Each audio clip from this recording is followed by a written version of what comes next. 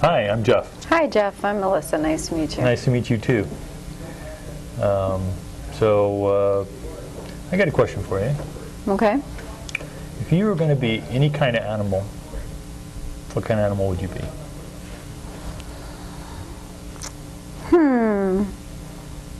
A chameleon. A chameleon. And why is that? Because I like to change things up a bit. Never be the same, you know? You kind of blend in when you're a chameleon too. You want to blend You in? do. Sometimes you do blend in, but then they can show those colors that stick out. Because maybe a chameleon's not what I'm looking for. Okay, so what? Maybe a cheetah or a panther. A cheetah. Why a cheetah? Because they're fast and they're exotic and ferocious, and they can be, but they're sleek. Okay, so he's having a conversation, certainly, and she is sharing about herself, but it isn't really all that personal, right? And one way to make it more personal would be to drill down into some of the things that she says. We want to be like a cheetah. Oh, what about a cheetah? Oh, exotic. What exotic things appeal to you? What about you is exotic that doesn't meet the eye? Or if she said first a chameleon and then a cheetah, like, wow, that's a big shift. Do you have both those parts in you? What kind of situations do you like to really be kind of out there like a cheetah? What kind of situations do you like to kind of more blend in? And those are that's what I mean when I say that it's not as personal as it could be. He could really have drilled down into some of those things and gotten some great data. I thought that it was an awkward way to start. Mm-hmm. You know, I think, again, there was no excuse, so it's sort of like a little it's sort of... jarring in a bit? Yeah, it's just like, wait a minute, where did that come from? But I think what's interesting is that simple question, it really did elicit some pretty juicy stuff if he would have jumped on it. Yep. I mean, she really started to open up about a lot of stuff, and he missed all of that. And you can see that without any segue or without any deepening on anything, he's asking her now about her bracelet. He's doing what's the story behind that, and missing this whole vast array of stuff that she just threw out. That's a nice bracelet, by the way. Thank you. What's the story behind that? There's not really a story behind it, actually. No story? Nothing interesting. My girlfriend sells jewelry, and she sold to me half price. She had some stuff on sale, half price, and I said, oh, I like that bracelet. And one of the things I noticed when using what's the story behind that is you either get sort of one of two responses. One is they actually do give you a really lengthy story. Oh, my grandfather gave us on his deathbed, and oh my God. Or it has a really special meaning, or it doesn't have a meaning at all, like she just said. And when it doesn't have a meaning, one of the things that works well is to say, well, make up a story. Make up a dazzling story that's going to blow my mind away, or or push into it in a different way. Don't just accept that it has no story. Yep. Everything has a story. Yep. I read once some psychologist saying that she had never met a person who wasn't carefully costumed. There's a meaning to it, so you can insist on it. Well, that's a story. it is. It's not an interesting story, but that would be the story behind it. That's true. It's not an interesting story. It's not, is it? Sorry. Okay, let's jump in on that. Now, that's the kind of thing, right? What happened there? He said, you're right, it's not an interesting story. That was both funny and it was a bit of a disconnection. He wasn't just trying to connect with her, right? And underscoring once again, the moment he was willing to back up in a way that wasn't like insulting her, you know, to the core, it opened something up. She started to laugh. Their connection picks up right away. I think one thing missing at this point, though, is that she's now revealed all these things about herself, and he's revealed nothing about himself. And I think that that's a big trap. You know, he could have said the kind of animal that I'm most like would be like a tiger, because I like to pounce on things and devour them. And I don't have a lot of stories about what I'm wearing, but if I was to make up one, I'd do it that I was an astronaut. And I think that it makes it so it's uncomfortable for the woman when she knows so little about the guy. And I think that's a really important point, that rapport gets destroyed when a woman knows nothing about you. So what do you like to do for fun?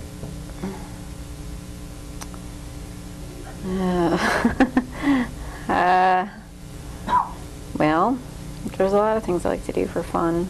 Well, I like to go out with my friends, things like that. Where do you go? Well, I go around here in Madison, where I went to Las Vegas with a bunch of girlfriends recently. That was really fun.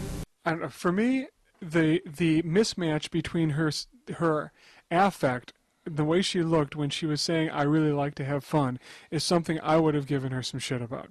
I think, yeah, I see her nodding, Ron. You would have For as sure. well. And so wait, you love to have fun, but you look kind of sad for someone who loves to have fun. I don't know how you would Yeah, put that. what are the fun things you like to do? Can you name one of them? I look at her arm. She really looks disinterested, or she's defending something, or if she's not participating, she's participating at such a low level. Yeah. I think you would need to break through that somehow. Yeah, and certainly disconnecting seems to be the way to do it. The only time she really opened up so far when he said, "You're right, it's not an interesting story." Now he could do a truth disconnect round. Wow, for someone who's talking about having fun, you really look like like a house is falling on you. What's up with that? Or you look like a boring person. Yeah. Is there more to you again that meets the eye? I know that you are beautiful, but do you have a deep thought in there? Because she actually doesn't seem like she does. But let's see what he does now. Did you see any shows? Nope. No. Surprisingly, because I was up, I think I got 5 hours of sleep the entire time I was there. Like literally, seriously, 5 hours. Wow. Like an hour here, an hour there. Sounds like quite a party. Was she doing crack? Was she doing crank? Why don't you sleep so much? You must be doing something. You seem pretty tired now. I mean, have you done this last week? And we're just joking around, but this is the kind of thing. Look what's happening here is that he is being as boring as she is. I mean, he's being drawn into his desire to be like her and connect with her, I would say, is having him be as boring as her. Now, he's going to have to take a stand and be the man and be more interesting and be more exciting. That's just what he's going to have to do. And the way to do that is it's going to be a mismatch with her. And he's asking so many questions. Now it's starting to be a little bit more like an interrogation. You can feel that in the space that he's not saying, Las Vegas, I used to go there all the time, and da-da-da-da. He's not sharing anything. So let's see what he does next. It was. And I wanted to take advantage of the fact that I was in a warm climate and didn't want to sleep all day and go out. Are you from Madison? Not originally. No. But you live here now? Mm-hmm. Yep. So it's a little warmer in Las Vegas than it is. It is. It's a bit warmer in Las Vegas. Although in the winter it gets a little chilly there. It does. I've been there in the winter as well. I think something happens when you see the risk to go deeper and you don't take it. It's like you're hovering around a point in which you could push it, or you could jump onto something that would be risky, but you don't take it. Here it's like he gets into something interesting and then he backs off, and he gets into something interesting and he backs off, and he never really goes for it and pounces on the opportunity.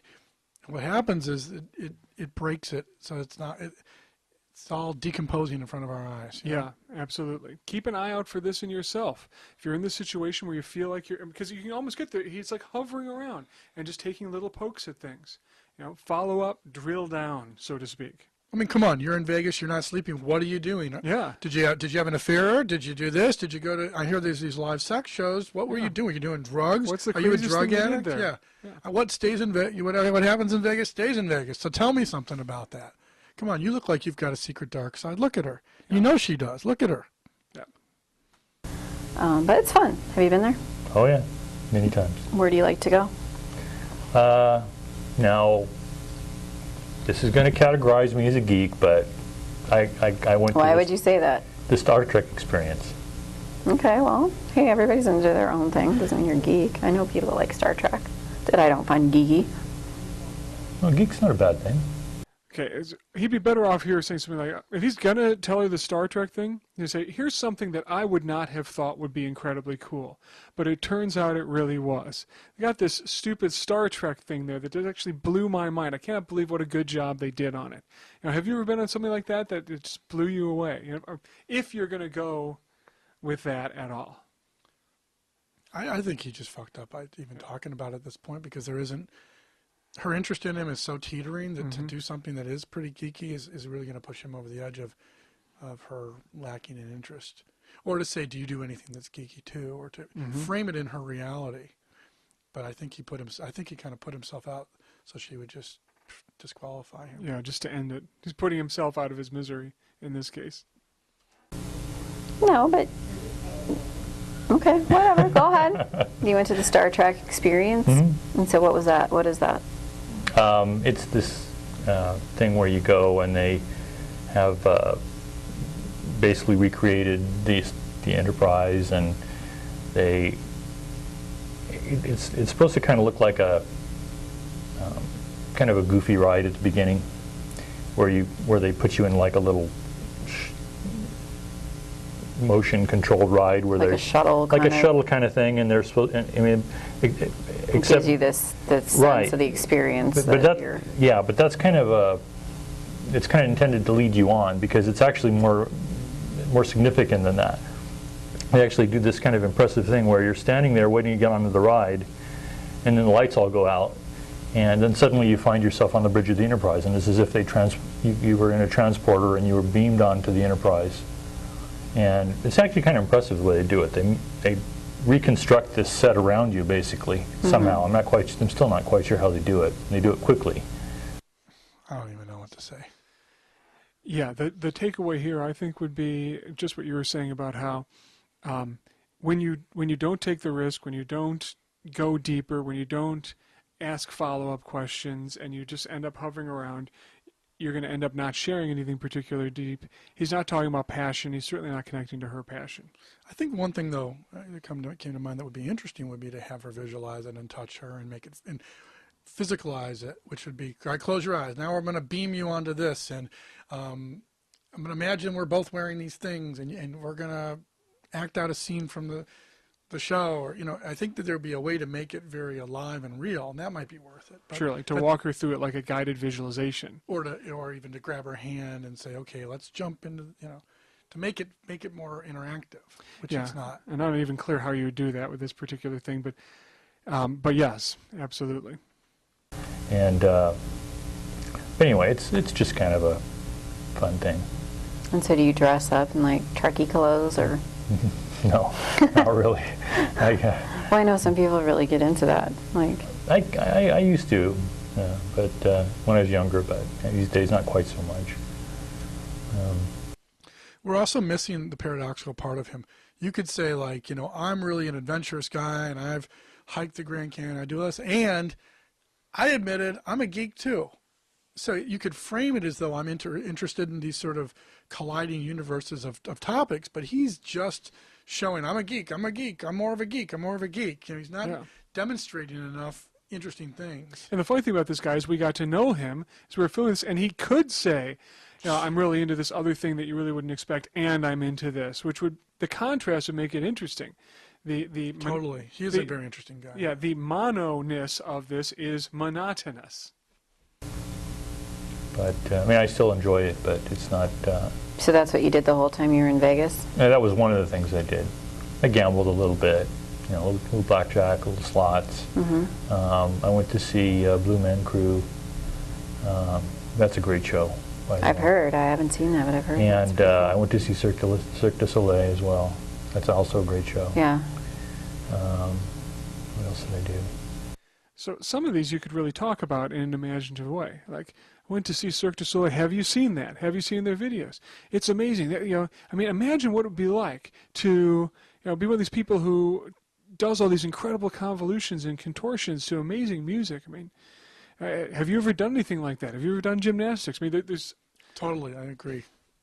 We want you to be seeing the opportunities that are missed so you can stop missing them in your life. I think it's sort of like the theory versus the experience. You want to make this as experiential as possible for her. I even think with that example, or Blue Man, you could stand up and do one of their skits or watch one of these silly dances that they do, boop, boop, boop, boop, boop, boop, whatever. But he seems very low energy, and I think that's making the interaction very low energy. Yeah, he's meeting her low energy. Bad idea. That's about it. Just gamble. Where'd you stay? I can't remember. Or segue into something else, right? This topic, I want you to be thinking like, gee, this topic that I'm having that in this conversation with this woman isn't going well. I'm going to jump into something and see what has a lot of energy. So fuck Vegas. Where would you go if you had $1 million? What would be the coolest vacation you could go on? If you could be in any period in history, where would you be? What would you look like in a bathing suit in Brazil? What would, if you were hanging upside down from an airplane, or from a helicopter, where would you want to be flying in the sky from? Switch to something else. Yeah.